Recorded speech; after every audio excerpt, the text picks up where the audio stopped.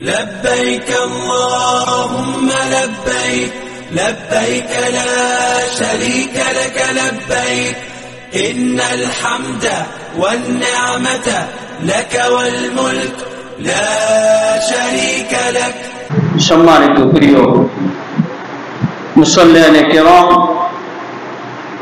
আল্লাহ সুবহানাহু ওয়া তাআলার দরবারে অত্যন্ত মহব্বতের সাথে হৃদয়ের গভীর থেকে শুকরিয়া জ্ঞাপন করছি যে মহান রব্বুল আলামিন অত্যন্ত অত্যন্ত অত্যন্ত মহব্বত করে ভালোবেসে আমাদেরকে তারই ঘরে জায়গা দিয়েছেন, আসার সুযোগ দিয়েছেন, কিছু কথা শোনার তৌফিক দিয়েছেন। এই জন্য হৃদয়ের গভীর থেকে শুকরিয়া জ্ঞাপন করি। সকলে বলি আলহামদুলিল্লাহ। প্রিয় মুসল্লি ভাই ও বোনগণ, আজকে আমার আলোচনার বিষয় হলো জিলহজ মাসের 13 দিন অবহেলিত আমলের একটি সিজন। মহান রব্বুল আলামিন যদি তৌফিক দান করেন, কোরআন হাদিস বাস্তবতার আলোকে কিছু আলোচনা করার চেষ্টা করব। ওয়া তৌফিকি ইল্লা বিল্লাহ। প্রিয় ভাই, আমাদের সৌভাগ্য হলো যে আজকে আমরা এমন সব আলোচনা শুনছি যে আলোচনার কিছুক্ষণ পরে আমাদের বাংলাদেশের আকাশে জিলহজ মাসে চাঁদ উঠবে ইনশাআল্লাহ। আমরা আশা করছি যে আজকে সন্ধ্যায় আমরা জিলহজ মাসের চাঁদ আমরা দেখতে পাবো। আমরা চেষ্টা করব যাদের সুযোগ আছে এই চাঁদটি একটু দেখার। এই দেখাটাও একটা সুন্নাত আমল। কিছু আমলও আছে, কিছু দোয়াও আছে। এই দোয়াগুলো আমরা পড়ার চেষ্টা করব। সাধারণ মানুষ তো আকাশের চাঁদ দেখে, তাদের হিসাব একটু ভিন্ন ধরনের। তারা সূর্য দেখে, হিসাবটা ভিন্ন ধরনের।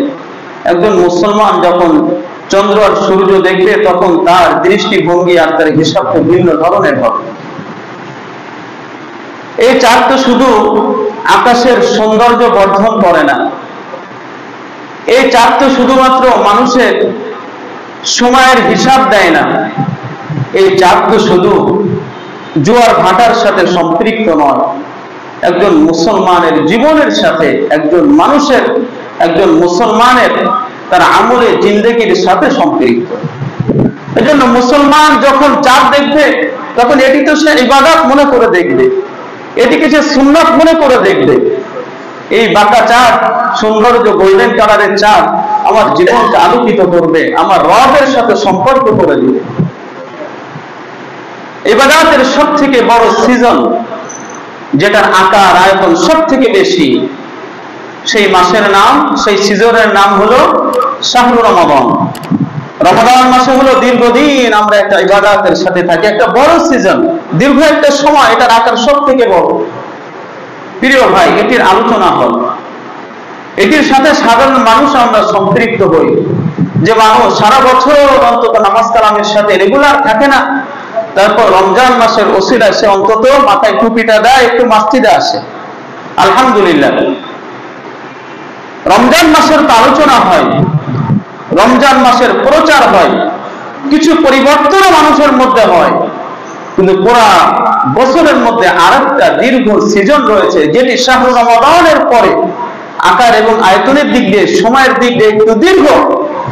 এই সময় সম্পর্কে বিশেষ করে আমাদের সাবকন্টিনেন্টে আমরা সচেতন নই, আমরা এটির আমলের সাথে সম্পৃক্ত নই। তার কারণ হলো এটির প্রচার প্রসার খুব কম। হাদিসের মধ্যে এসেছে সাহাবায়ে কেরাম রাদিয়াল্লাহু তাআলা আনহুম আজমাইন এই সিজন যখন আসতো, ওনারা এই সময়ের প্রচারের জন্য ওনারা বাজারে চলে যেতেন, যে জোরে জোরে তাকবীর বলতেন, আল্লাহু আকবার, আল্লাহু আকবার, লা ইলাহা ইল্লাল্লাহ, আল্লাহু আকবার, আল্লাহু আকবার, ওয়ালিল্লাহিল হামদ। সকলেই প্রচার শুরু করে দিতেন। সাহাবীরা মানুষের কাছে জানিয়ে দিতেন যে আমাদের ইবাদতের আরেকটি সময়, আরেকটি সিজন চলে এসেছে। প্রিয় ভাই, চাঁদ যখন উঠবে আমাদের ঢাকা শহরে এখন মোটামুটি আয়োজন শুরু হয়েছে। বিভিন্ন রাস্তার মধ্যে, বিভিন্ন মার্কেটের সামনে, বিশেষ করে গরুর হাটে বড় বড় কি হয়েছে, গেট লেগে গেছে, ঠিক না? তাহলে আমরা জিলহজ মাসের নাম শুনলেই অথবা চাঁদ উঠলেই আমাদের চোখের সামনে শুধু গরু ছাগল ভাসে, আর কিছু ভাসে না। যে কি গরু, এবার কি কিনবো, এটার ফিকির আছে, কয়জনে একসাথে আমরা কুরবানি দিব নাকি আলাদা দিব, এইগুলোর আলোচনা 1-1.5 মাস আগের থেকেই শুরু হয়ে যায়। আর এরপরে শুধু চিন্তা হলো কি যে কোন সাইজের গরু কিনবো, কোন মার্কেটে বড় বড় গরু আসতেছে। প্রিয় ভাইরা, এই গরু যে আমরা খাবো, আল্লাহর পক্ষ থেকে আমাদেরকে যে একটা দাওয়াত দিয়েছেন, এই গোশত যে আমরা খাবো, এখন এই খাওয়ার জন্য আমি আল্লাহর পক্ষ থেকে দাওয়াত পাওয়ার যোগ্যতা অর্জন করেছি কিনা, এটা তো আমার দেখার বিষয়। একটা বিয়ের আয়োজন হচ্ছে, আচ্ছা এখানে কি সবাই দাওয়াত পায়? যিনি মেজবান, যিনি দাওয়াত দিচ্ছেন, তার সাথে সম্পৃক্ত যারা, তার আত্মীয় স্বজন যারা, তার প্রতিবেশী বা পরিচিত জন যারা, এরা ছাড়া অন্য কেউ দাওয়াত পায়? তাদেরকে শুধুমাত্র দাওয়াত দেওয়া হয়, তারা খাওয়া দাওয়া করে। প্রিয় ভাই, আমরা যে খাওয়া দাওয়া করবো, আল্লাহর পক্ষ থেকে আমাদেরকে যে একটা বিয়ের আয়োজনে, ঈদের আয়োজনে খুশি হয়ে আমাদের জন্য খাবার দাবারের ব্যবস্থা করবেন, তাহলে আল্লাহ যে আমাকে দাওয়াত দিবেন, আল্লাহ আমার মেজবান, আমি আল্লাহর মেহমান, আমি আল্লাহর সাথে কতটুকু সম্পর্ক করেছি যে আল্লাহ আমাকে দাওয়াত দিবেন। এই সম্পর্ক গড়ার জন্য আল্লাহ যেন আমাদেরকে একটা কার্ড পাঠান, আমরা যেন একটা কার্ড পাই দাওয়াতে। এই জন্য আল্লাহ তাআলা আমাদেরকে একটা কার্ডের ব্যবস্থার জন্য কিছু আমলের সময় দিয়েছেন, সুযোগ দিয়েছেন। বলেন সুবহানাল্লাহ। যেই সময়ের ব্যাপারে আল্লাহ বলেন, ওয়াল ফাজরি ওয়া লায়ালিন আশরি ওয়াশ-শাফি ওয়াল ওয়াতর ওয়াল লাইলি ইযা ইয়াস। সূরাতুল ফজরের মধ্যে আল্লাহ কিছু জিনিসের কসম করেছেন। ওয়াল ফজর, ফজরের কসম, ওয়া লায়ালিন আশর, 10টি রাতের কসম। কয়টি রাতের? 10টি রাতের কসম। পরেরটুকু আর বলছি না, কারণ আমার আলোচনা এই 10টি রাত নিয়ে, এই 10টি রাতের সময়কে নিয়ে। তাহলে আল্লাহ তাআলা 10টি রাতের কসম করলেন। মুফাসসিরিন কিরাম বলেছেন, মানে সকল মুফাসসিরিন কিরাম বলেছেন, এই 10টি রাত বলতে যে 10টি রাতের কসম আল্লাহ করেছেন, এই 10টি রাত হলো যেদিন আমরা ঈদুল আজহা করি। এই ঈদুল আজহার আগে জিলহজ মাসের যে 10টি রাত আছে, এই 10টি রাতের কসম আল্লাহ করেছেন। তাহলে আল্লাহ যে জিনিসটির কসম করলেন, তাহলে নিশ্চয়ই এটার ভিতরে এইটার কোনো একটা গুরুত্ব আছে, এটার ভেতরে কোনো অন্তর্নিহিত তাৎপর্য অবশ্যই রয়েছে। স্বাভাবিকভাবে এটার কসম তো আল্লাহ করতেন না। আল্লাহ তো কসম করার আরো অনেক জিনিস আছে। স্বাভাবিকভাবে দেখেন, আমরা যদি এই কসমগুলো জায়েজ নেই, তারপরও বলছি, দেখবেন যে অনেক সময় কিছু হলে বলে যে আমি এই কোরআনের কসম খাচ্ছি। আমাদের মানুষেরা যেটা করে সেটি বলছি। কেউ যদি একটা কথা বিশ্বাস করছে না, বলে যে কোরআনের কসম, বলে কি বলে না? অনেক সময় সন্তান যদি কাছে থাকে, বলে দেখে আমি সন্তানের মাথা ছুঁয়ে বললাম, আমরা বলি না? অনেক সময় বলি, অথবা বলে যে আমি মসজিদে দাঁড়ায় আমি কথাটা বলবো, মানে আমি মসজিদের কসম খেয়ে বলছি। প্রিয় ভাই, তার মানে হলো এই জিনিসগুলোর, এই বস্তুগুলোর মানুষের কাছে একটা সম্মান রয়েছে, একটা মর্যাদা রয়েছে, যেই কারণে মানুষ এটার কসম খায়, যদিও খাওয়া যায় না। বোঝানোর জন্য বলছি। ওয়ালায়ালিন আশর, আল্লাহ 10টি রাতের কসম খাইলেন। কি জন্য? এটা বোঝানোর জন্য এই 10টি রাতের একটা মর্যাদা রয়েছে, একটা ফজিলত রয়েছে। হাদিসের মধ্যে যদি এই আয়াতের তাফসীর যদি আমরা চলে আসি, প্রিয় ভাই, অসংখ্য হাদিস, একটি নয়, দুটি নয়, অসংখ্য হাদিসের মধ্যে এই 10টি রাত এবং এর আগের 9টি দিনের ব্যাপারে অনেক ফজিলতের কথা হাদিসের মধ্যে এসেছে। কিন্তু আমরা এগুলোর আলোচনাও করি না, শুনি না, এটার প্রচার নাই। কিন্তু আলহামদুলিল্লাহ অনেকদিন ধরে, কয়েক বছর ধরে এটা আলোচনা চলছে, কিন্তু মনে হয় যে এখনো আমাদের ভেতরে আমলের সারা এখনো জাগে নাই। হয়তো আলহামদুলিল্লাহ কিছু মানুষ আমরা করি, অনেকেই করা শুরু করেছেন, কিন্তু এখন একটা সারা জাগানোর মতো যে আমল, সেটা হয় না। এখন আমলের একটা সারা জাগানো দরকার। রমজান মাসে যখন সারা জেগে যায়, হ্যাঁ, সব মানুষ মসজিদ মুখে হয়ে যায়, সবাই রোজা রাখে, ইফতারের সময় এক জায়গাতে হই, তারাবিতে আমরা এক জায়গাতে হয়ে যায়, তাহাজ্জুদ নামাজে, কিয়ামুল লাইলের জামাতে একটা সারা জেগে যায় আমলের। আসেন না প্রিয় ভাই, প্রত্যেকটা মানুষ আমরা আমাদের সমাজে, আমাদের পরিবারের মধ্যে এই যে 10টি দিন, 10টি রাত আমাদের সামনে আসছে, আমরা একটু সারা জাগানোর চেষ্টা করি। যে মাংস আমরা আল্লাহ তাআলার পক্ষ থেকে খাবো, সে আল্লাহ তাআলার পক্ষ থেকে দাওয়াত পেয়ে খাওয়ার মতো উপযুক্ততা আমরা তৈরি করি। আল্লাহ তাআলা আমাদেরকে বোঝার তৌফিক দান করেন। হাদিসের মধ্যে এসেছেন, আল্লাহ রাসূল সাল্লাল্লাহু আলাইহি ওয়াসাল্লাম বললেন, মা মিন আইয়ামিন আল আমালুস সালিহু ফিহা আহাব্বু ইলাল্লাহ মিন হাযিহিল আইয়াম। যে এই আল্লাহ তাআলা দুনিয়ার মধ্যে যত দিন দিয়েছেন, কোন দিনের আমল আল্লাহর কাছে এত প্রিয় নয় যেই পরিমাণ প্রিয় আল্লাহ তাআলার কাছে ইয়ানি আইয়ামাদিল হজ্জা, অর্থাৎ জিলহজ মাসের প্রথম 10টি দিনের আইয়ামাল আশর, এই 10টি দিনের আমল আল্লাহর কাছে যত প্রিয়, পুরো বছরের মধ্যে অন্য কোন দিনগুলোর আমল এত বেশি প্রিয় নয়। কে বলেছেন? আল্লাহ রাসূল সাল্লাল্লাহু আলাইহি ওয়াসাল্লাম বলেছেন। সাহাবীরা বললেন, ইয়া রাসূলুল্লাহ, এত ফজিলাতের কথা তো আগে শুনি নাই। আমাদের সামনে আপনি রোজার মাসের ফজিলাতের কথা বলেছেন, আমাদেরকে জিহাদে যাওয়ার কথা বলেন, জিহাদে যাওয়ার ফজিলাতের কথা বলেছেন, কিন্তু আজকে আপনি যেটা বলছেন যে না, এই প্রথম 10টি দিনের আমলের ফজিলাত আল্লাহর কাছে অধিক প্রিয়, তখন মনে হচ্ছে যে আপনি যে আমাদেরকে অনেক ফজিলাতের কথা বলেন জিহাদে যাওয়ার জন্য, ওয়ালাল জিহাদু ফি সাবিলিল্লাহ, আল্লাহর রাস্তায় জিহাদ করার থেকেও কি বেশি প্রিয় এই কয়েকদিনের আমল? আল্লাহ রাসূল সাল্লাল্লাহু আলাইহি ওয়াসাল্লাম বললেন যে হ্যাঁ, যে আল্লাহর রাস্তায় জিহাদ করার থেকেও এইটার ফজিলত বেশি। এই হাদিসটি বলে কি করেছেন? জিহাদে তো আসলে সকলের জন্য যাওয়াটা ফরজ নয়, সকলে যায়ও না, কিন্তু আমাদের প্রত্যেকটা মানুষ যেন এই ফজিলাতের সাথে সম্পৃক্ত হতে পারে, এই জন্য এই 10টি দিনের, এই 10টি রাতের ফজিলাতের কথা বা এই ফজিলাতের সাথে সমস্ত মানুষদেরকে আল্লাহ সম্পৃক্ত করে দিয়েছেন।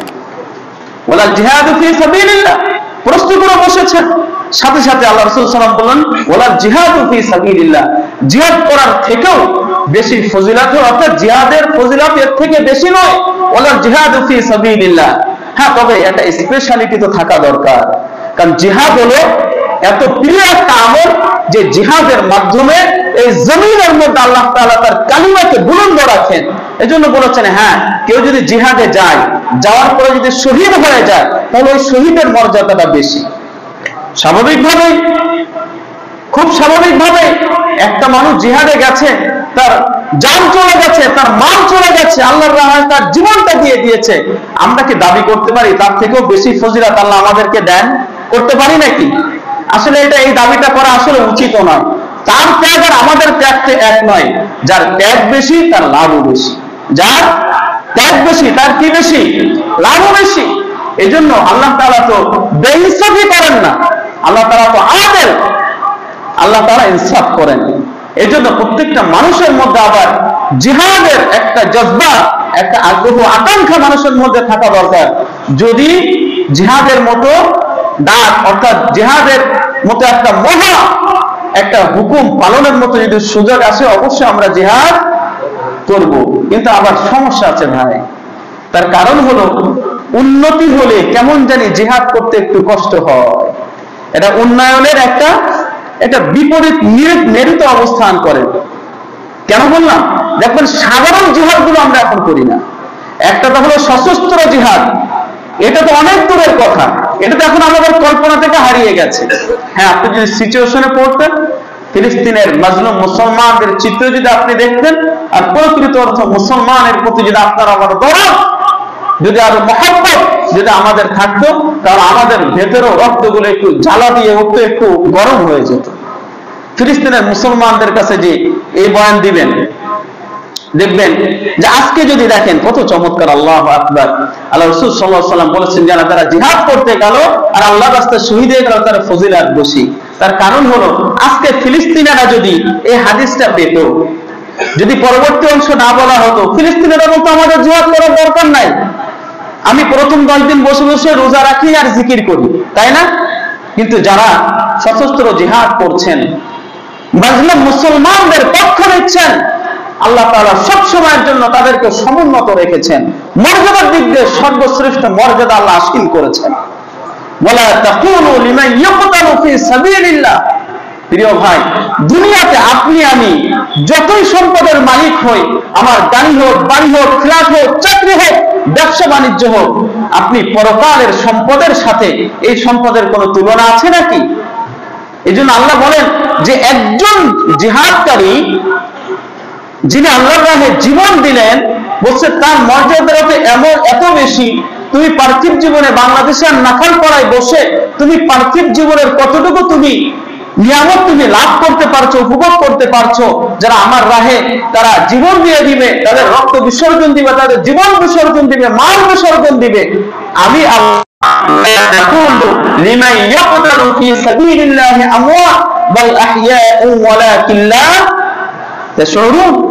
বলছে তারা তো জীবিত। আপনি জীবিত হয়ে যেমন খাওয়া দাওয়া করেন, আপনি যেমন ফ্ল্যাট বাসাতে থাকেন, আল্লাহ তাআলা এর থেকে উত্তম খাবারের ব্যবস্থা শহীদদের জন্য করে রেখেছেন, এর থেকে উত্তম বাসস্থানের ব্যবস্থা আল্লাহ করে রেখেছেন। সুবহানাল্লাহ। প্রিয় ভাই, চলে আসেন।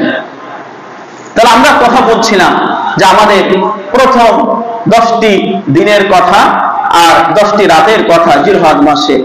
তাহলে আল্লাহ তাআলার কাছে আমরা বুঝতে পারলাম যে এই 10টি দিনের আমল আল্লাহর কাছে সবথেকে বেশি প্রিয়। এখন আসেন যে আমরা আসলে কি কি আমল করবো, সব থেকে প্রিয় বুঝলাম, তাহলে আমার আমল তো করতে হবে, কি করবো হুজুর এটা তো জানি না, ফজিলত তো আছে। একটি হাদিস দিয়ে যদি শুরু করি, সেটি হলো একটি দাঈফ হাদিস আছে, কিন্তু মাউযু নয়। হাদিসের মধ্যে আসছে যদি কেউ এই 10টি দিনের প্রথম 9টি দিন কেউ যদি রোজা রাখে, তাহলে প্রত্যেকটি রোজার বিনিময়ে সে 1 বছর রোজা রাখার সওয়াব লাভ করবে। সুবহানাল্লাহ, সুবহানাল্লাহ। একদিনে 1 বছর রোজা রাখার সওয়াব। 9 দিন রোজা রাখার সুযোগ আছে, 10 দিন নাই। কয়দিন? ঈদুল আজহার দিন কি রোজা রাখার সুযোগ আছে? রোজা রাখলে গোশত খাবে কি? আল্লাহ যে দাওয়াত দিলেন, খাওয়া লাগবে না? ঢাকা শহরে কত গরু আসছে, কত ছাগল আসছে, এইগুলো তো খাওয়া দরকার। আল্লাহ তাআলার মেহমানদারি, এই দিন রোজা রাখবো, এই দিন রোজা রাখার হারাম, একদম হারাম। 9 দিন আমরা রোজা রাখবো। 9 দিন যদি রোজা রাখতে পারি, তাহলে কয় দিনের রোজা রাখার সওয়াব পাওয়া যাবে? 9 বছর। মাশাআল্লাহ, আল্লাহ তাআলা আমাদেরকে রাখার তৌফিক দান করেন। এই হাদিসের মধ্যে আসছে এই 10টি রাত, রোজা 9টি, কিন্তু রাত হলো 10টি। ওয়ালায়ালিন আশর। কেউ যদি এই 10টি রাতে কেউ যদি আমল করে, তাহলে প্রত্যেকটা রাতের ফজিলত, আমলের ফজিলত হলো লাইলাতুল কদরের আমলের ফজিলতের সমপর্যায়ের, সমতুল্য। তাহলে সাহাবায়ে কেরাম, উলামায়ে কেরাম সকলে কথাটি বলেছেন যে আমরা অন্যান্য সময়ে দেখা যায় যে শাহরু রমাদানের, রমজান মাসের দিনের বেলায় রোজা রাখি, এটা আলাদা ফজিলত রয়েছে। অন্যান্য কিছু দিন আছে তার দিনের ফজিলত আছে, কিন্তু এট এ টাইম যেই সময়ের 24 ঘন্টা রাতটাও ফজিলতপূর্ণ, দিনটাও ফজিলতপূর্ণ, সেই সময় হলো শুধুমাত্র জিলহজ মাসের প্রথম 10 দিন। দিনে রোজা রাখবেন, 1 বছর রোজা রাখার সওয়াব, রাতে ইবাদত করব, লাইলাতুল কদরের ইবাদতের সওয়াব। কত বড় ফজিলতের একটা সময়। আল্লাহ তাআলা আমাদেরকে বুঝার তৌফিক দান করেন। তাহলে একটি হলো আমরা স্বাভাবিকভাবে রোজা রাখার চেষ্টা করব, অন্যান্য ইবাদত করব। 2 নাম্বার হলো আল্লাহ বলেন ওয়াযকুরুল্লাহা ফি আইয়ামিন মা'দুদাত। আল্লাহ বলেন ওয়াযকুরুল্লাহা ফি আইয়ামিন মা'দুদাত, নির্ধারিত দিনগুলোকে তোমরা জিকির করো। কি করো? জিকির করো, আল্লাহকে স্মরণ করো। যদিও এই আয়াতটি সরাসরি আমাদের জিলহজ মাসের 13 দিন আমি শিরোনামে বলেছিলাম, এই 13 দিনের মধ্যে হজের যে সম্পৃক্ত যে দিনগুলি, এই দিনগুলির কথা স্পেশালি বলা হয়েছে যে এই দিনগুলোতে তোমরা জিকির করো। জিলহজের যদি ব্যাপকভাবে আমরা 10 দিনের পরে 3 দিনও ধরি, যেটা শিরোনামে বলেছিলাম, তাহলে পুরো 13 দিন আমাদের হলো জিকিরের মধ্যে কাটাতে হবে। স্পেশালি আরেকটি হাদিসের মধ্যে আল্লাহ রাসূল সাল্লাল্লাহু আলাইহি ওয়াসাল্লাম এই 10টি দিনের আমলের কথা বলেছেন। সেটি হলো সাহাবায়ে কেরাম রাদিয়াল্লাহু তাআলা আনহুম বলছেন যে আমরা যদি এই সময়গুলিতে আমরা কি আমল করব, আল্লাহ রাসূল সাল্লাল্লাহু আলাইহি ওয়াসাল্লামের কাছে যখন জিজ্ঞেস করা হলো, আল্লাহ রাসূল সাল্লাল্লাহু আলাইহি ওয়াসাল্লাম সরাসরি বললেন ফাআকসিরু ফীহিন্না মিনাত তাসবিহ ওয়াত তাহমিদ ওয়াত তাহলিল ওয়াত তাকবীর। তার মানে হলো তোমরা এই দিনগুলিতে, এই যে জিলহজ মাসের 10 দিন যে সবথেকে ফজিলতপূর্ণ যার আমল, এই দিনগুলি তোমরা তাসবিহ পড়বে, দ্যাট মিন্স সুবহানাল্লাহ বেশি বেশি পড়বে, ওয়াত তাহমিদ বেশি বেশি আলহামদুলিল্লাহ বলবে, ওয়াত তাহলিল বেশি বেশি, কালিমা পড়বে লা ইলাহা ইল্লাল্লাহ, ওয়া তাকবীর বেশি বেশি তোমরা আল্লাহু আকবার তাকবীর ধ্বনি তোমরা বেশি বেশি করে দিবে। হাদিসের মধ্যে চলে আসছে। তো এগুলো সবগুলো জিকির কিনা? সুবহানাল্লাহ পড়া জিকির, আলহামদুলিল্লাহ পড়া জিকির, আল্লাহু আকবার পড়া জিকির, লা ইলাহা ইল্লাল্লাহ পড়া জিকির। তাহলে এটি সরাসরি আল্লাহ রাসূল সাল্লাল্লাহু আলাইহি সাল্লামের আদেশ যে এই দিনগুলোকে আমাদেরকে বেশি বেশি জিকির করতে হবে, বেশি বেশি জিকির করব। এই দিনগুলোতে আরো কিছু আমল আছে, সেটি হলো এই যে আমরা সাধারণভাবে যে আমলগুলি করি, আমরা নামাজ পড়ি, সদকা করি, কোরআন তেলাওয়াত করি, তাসবিহ তাহলিল করি, এই জেনারেল যে আমলগুলো আমরা সারা বছর করি, এই আমলগুলো আরো একটু বেশি বেশি পরিমাণে করা। যেহেতু এই সময়ে আমল করাটা আল্লাহর কাছে অধিক প্রিয়, এজন্য আমরাও কি করব, যে এটা আমাদের জন্য একটা স্পেশাল অফার যেহেতু দেওয়া হয়েছে, সুযোগ দেওয়া হয়েছে, তাহলে এই সুযোগটা করার জন্য আমলটা একটু বাড়াতে হবে না হবে না বলেন? যেমন আপনারা এখন দেখবেন যে বিভিন্ন ফ্রিজ কোম্পানি এরা ছাড় দেয় কি দেয় না? ছাড় দেয় না একটা? হ্যাঁ, ওটা অফার দেয়, টাকার উপরে অফার দেয়। তারপরে দেয় যে আপনি ওই যে ক্রেডিট কার্ড দিয়ে এই যে এটা ঘোষণা আপনি টাকা পাবেন। তবে শুনে নেন মাসালাটা, এগুলো কিন্তু জায়েজ নাই।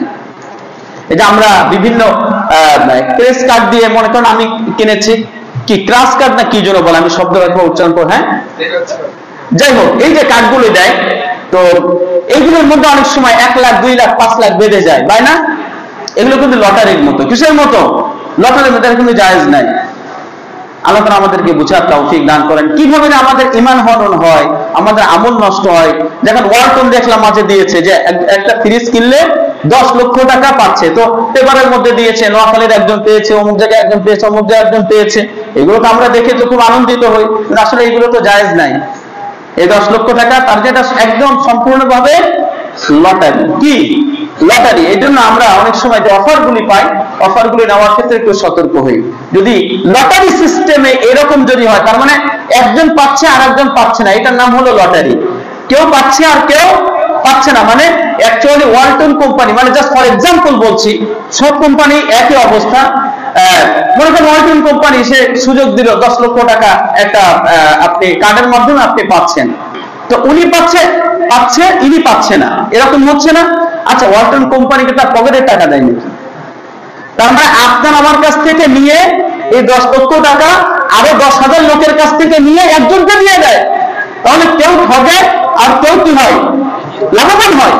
এজন্য যেটা একটা গ্রুপ ঠকার সম্ভাবনা আছে, এজন্য এইটা লটারির মতো, এবং লটারি যে জায়েজ এটা আপনারা সকলেই জানেন। যাই হোক, যেটি বলছিলাম, তাহলে আমাদের একটা অফার দিচ্ছে একটা সিজনে, যেই কারণে অধিক পরিমাণে মানুষ ফ্রিজ কেনে বা তাদের কেনাবেচা বেশি হচ্ছে। তাহলে আল্লাহ তাআলা আমাদেরকে একটা অফার দিলেন, তাহলে আমাদের একটু আমলের গতিটা একটু বাড়ানো দরকার না? যেভাবে ফ্রিজ বেশি বিক্রি হচ্ছে, ওইভাবে আপনার আমার আমলে একটু বেশি বিক্রি হওয়া দরকার আল্লাহর কাছে। এই জন্য আমরা বেশি বেশি জিকির করার চেষ্টা করব। এরপরের নাম্বার হলো, আমরা যে সমস্ত, আমরা তো নর্মালি আমরা মানুষ, আমরা অনেক পাপ অনিচ্ছায়ও করে ফেলি, করতে বাধ্য হয়ে যায়। তা আমাদের চেষ্টা করতে হবে এই 10টি দিনে স্পেশালি একটু পাপ থেকে বাঁচার জন্য, যে কোনোভাবেই যেন আমার দ্বারা এই 10টি দিন যেন পাপ না হয়, আমি পাপ থেকে বাঁচার একটু চেষ্টা করি। তাহলে আমাদেরকে পাপ থেকে বাঁচার চেষ্টা করতে হবে। অনেক আছে, আপনি গরু কিনতে যাবেন, গরু কিনতে যায় নামাজ পড়ে না, আছে না ভাই? সারা রাত ধরে গরু কেনে। আল্লাহু আকবার। আমাদের সমাজের কুরবানি যে আসলে কি হয়েছে, আল্লাহু আকবার। কুরবানি আসলে কিসের কুরবানি? আসলে তো নফসের কুরবানি হওয়ার কথা ছিল। অ্যাকচুয়ালি গরুটাই কুরবানি হয়, আর কিছু হয় না। কুরবানি মানে হলো জবাই হয়, এটাকে কুরবানি বললেও মনে হয় ভুল হবে। আর ওই যে আমরা কুরবানির কথা যখনই বলি, তখনই চিন্তা করি যে লাভ হলো না লস হলো। আর লাভ লসের কথা চিন্তা করলে সেখানে কুরবানিটা হবে না। কারণ আপনাদের কেজি দরে যদি আপনি তো আর কষাই না যে আপনি বাজারে বিক্রি করবেন, এই জন্য আপনি লাভ লস হিসাব করবেন। হ্যাঁ, আপনি যাতে ঠকে না যান, গরু যারা বিক্রেতা তারা যেন আপনাকে ঠকিয়ে না দেয়, এটার জন্য আপনাকে চেষ্টা করতে হবে। কিন্তু লাভ হলো না লস হলো, আপনি যখন পায়জামা পাঞ্জাবি কেনেন ঈদের সময়, আপনি কি এত চিন্তা করেন লাভ হয়েছে না লস হয়েছে? যে এটা ওজন করলে একটু দেখি যে এ ওজন করলে টাকাটা ওঠে কিনা, এই চিন্তা থাকে নাকি? তাহলে এই চিন্তাটা বাদ দিতে হবে। কুরবানি সম্পর্কে হয়তোবা, যেহেতু আগামী সপ্তাহে হয়তোবা আপনাদের সাথে আর সাক্ষাৎ হবে না, আমাদের ইমাম সাহেব ইনশাআল্লাহ কুরবানির ব্যাপারে আরো বিস্তারিত বলবেন ইনশাআল্লাহ। যেহেতু কথা বলেছি বলেই ফেলি, আল্লাহ তাআলা একটু হজের নিয়ত করেছি, আল্লাহ যদি কবুল করেন ইনশাআল্লাহ সকলের কাছে দোয়া প্রার্থী। আগামী 11 তারিখে আমার ফ্লাইট, ইনশাআল্লাহ একটু খাস করে দোয়া করবেন, আল্লাহ যেন মানে যেই অর্থে আল্লাহ তাআলা বান্দাদেরকে মক্কা মদিনাতে নেন বা হজ করার সুযোগ দেন, ওই অর্থে যেন হজের নিয়তে যেন যেতে পারি। আল্লাহ তাআলা যেন ওই ধরনের একটা হজ্জের মাবরুর যেন নসিব করেন। আমাদের এলাকার যারা গিয়েছেন বা ভবিষ্যতে যাবেন, মানে এইবার এই সিজনে যাবেন, আল্লাহ তাআলা যেন সকলকে হজ্জে মাবরুর নসিব করেন। প্রিয় ভাইরা, বলছিলাম এই সিজনে বেশি বেশি নেক আমল করব, পাপগুলো ছেড়ে দিব। এই সময় স্পেশাল আর একটা আমল হলো যাদের উপরে হজ ফরজ, তাদের হজ করতে যাওয়া, এটা আলাদা একটা এই 10 দিনের আমলের মধ্যে পড়ে। এরপর যাদের উপরে কুরবানি ওয়াজিব, তারা সকলে আমরা কুরবানি দেওয়ার চেষ্টা করবো ইনশাআল্লাহ। যারা হজে যাচ্ছে, অনেকে জানি না যে হজে যদি কেউ যান তাহলে বাংলাদেশে যে কুরবানিটা আমরা দেই, এই কুরবানি কিন্তু তাকে দিতে হবে। অনেকে মনে করেন ওখানে যেহেতু, আজকে সকালে একজন ফোন করছে যে হাবিব ভাই, যে এই আমাদের এখানে কুরবানি দেওয়া লাগবে কিনা, উনি এই বছর হজে যাবেন। আমি বললাম কুরবানি দিবেন না কেন? কারণ আপনি যেটা সৌদি আরবে হজের জন্য যেটা দিচ্ছেন, এটাকে উদহিয়া বলে না, এটা কুরবানি বলে না, এটা হলো দমের শুকুর। আল্লাহ তাআলা আপনাকে যে হজ করার সুযোগ দিয়েছেন, এজন্য আপনি শুকরিয়া দেন, কৃতজ্ঞতা স্বরূপ আপনি একটা দম দেন। এটাকে বলা হয় দম, এটাকে কুরবানি বলে না, দম দেওয়া বলে। দম মানে হলো রক্ত বাহাওয়া। আপনি একটা জান কুরবানি দিলেন, একটা জবাই করলেন, তো এটা হলো দমস শুকুর, এটা উদহিয়া নয়। আমরা যে কুরবানি দেই ঈদুল আজহার দিন, আমরা এটাকে কি বলি? ঈদুল আযহা, মানে কুরবানির ঈদ। তো সেই কুরবানিটা স্বাভাবিকভাবে মানুষের যাদের উপরে ওয়াজিব, তারা আমরা অবশ্যই কুরবানিটা দিব ইনশাআল্লাহ, কেউ যেন মিস না করি। আল্লাহ তাআলা আমাদেরকে তৌফিক দান করেন। প্রিয় ভাইরা, তাহলে এই ধরনের কিছু আমল আমাদের মধ্যে রয়েছে, এই আমলগুলো আমরা বেশি বেশি করার চেষ্টা করবো ইনশাআল্লাহ। এই 9টি দিনের মধ্যে অন্যতম একটি দিন আছে, সেই দিনটা কোন দিন বলেন তো? এই 9টি দিনের মধ্যে সব থেকে দামি যে দিন, আল্লাহু আকবার, আল্লাহু আকবার, হাজিরা যেদিন আরাফাতের ময়দানে যে সমস্যার সকলে লাব্বাইক আল্লাহুম্মা লাব্বাইক, লাব্বাইক লা শারীকা লাক লাব্বাইক, ইন্নাল হামদা ওয়ান নি'মাতা লাকা ওয়াল মুলক লা শারীকা লাক, এই ধ্বনিটা একদম মুখরিত, আকাশ বাসা মুখরিত হয়ে যায়। আল্লাহু আকবার। এখন আমরা তো মানে সকলকে কিভাবে আমাদের হাজিদের সাথে, আমরা মনে করি হজ মনে হয় শুধুমাত্র যারা ফরজ এরাই হজ নিয়ে চিন্তা করবে, না, আসলে হজ কিন্তু প্রত্যেকটা মানুষের সাথে এটা সম্পর্ক রাখে। হাজিরা হলো রিপ্রেজেন্টেটিভ।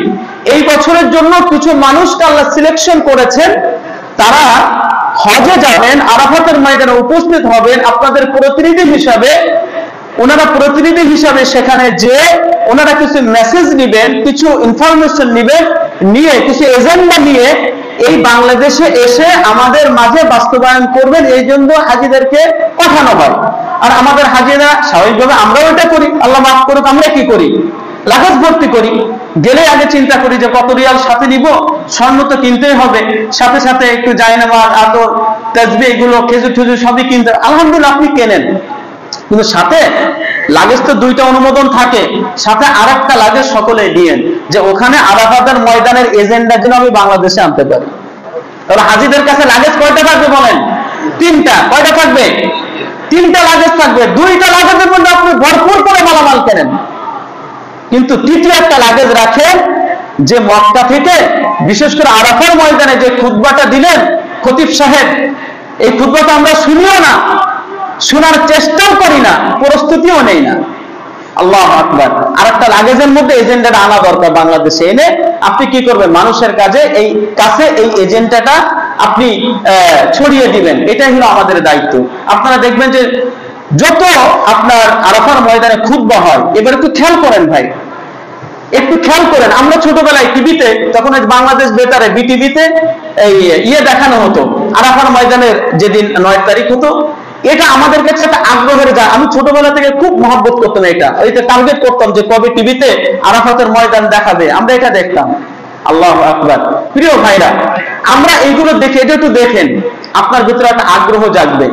আর সাথে সাথে ইউটিউবের মধ্যে কিন্তু এখন এই আপনার যে খুতবাটা দেওয়া, এটা চলে আসে, এরপরে বাংলাতেও এটার অনুবাদও চলে আসে। এটা একটু শুনেন, এই খুতবাটা শুনে দেখবেন এখানে যতটুকু ইবাদতের কথা বলা হয়, তার থেকে বেশি হলো আপনার আকীদা সহি করা, আপনার সামাজিক এবং আন্তর্জাতিক যে সমস্ত দায়িত্ব আছে, এই বিষয়গুলি নিয়ে বেশি আলোচনা করা হয়। যেটা একটা আন্তর্জাতিক কনফারেন্স, এই জন্য আন্তর্জাতিকতা তার বক্তৃতার মধ্যে থাকে, একটা দিক নির্দেশনা থাকে পুরো মুসলিম মুসলিম উম্মার জন্য। এই জন্য এটা সেটা আমাদের সম্পৃক্ত করা দরকার। যাই হোক, আমরা এই দিন বাংলাদেশে থেকে আরাফাতের ময়দানে তো আমাদের হাজী সাহেবরা সেখানে থাকবেন, আমরা কি করব? আমরাও সেটার সাথে সম্পৃক্ত হব। কিসের মাধ্যমে? রোজা রাখার মাধ্যমে। কিসের মাধ্যমে? রোজা রাখার মাধ্যমে। আমার কাছে মনে হয় স্পেশালি এই দিন কেন রোজার ফজিলাতের কথা বেশি বলা হয়েছে, যে এই মানুষটা বাংলাদেশে বসে অথবা বিশ্বের অন্য জায়গাতে সেজন্য বসে এই জিনিসটা ফিল করে যে আমি আরাফাতে নাই, কিন্তু আমি আরাফাতের আমলের সাথে ওই ব্যক্তিদের সাথে আমি এখানে বসে একটা আমল করে একাত্মতা ঘোষণা করলাম। এটার জন্য আমাদেরকে বলছে সিয়ামু ইয়াউমি আরাফাতা আহতাসিবু আলাল্লাহ আন ইউকাফিরা সানাতাল্লাতী ক্বাবলা ওয়াস সানাতাল্লাতী বা'দা। আপনি আমি যদি আরাফার দিনে যদি একটি রোজা যদি রাখি, তাহলে এই রোজা রাখার দ্বারা আল্লাহ তাআলা আমাদেরকে আগের এবং পরের পুরা 2টি বছরের গুনাহ আল্লাহ মাফ করে দিবেন। সুবহানাল্লাহ, 2 বছরের গুনাহ আল্লাহ মাফ করে দিবেন।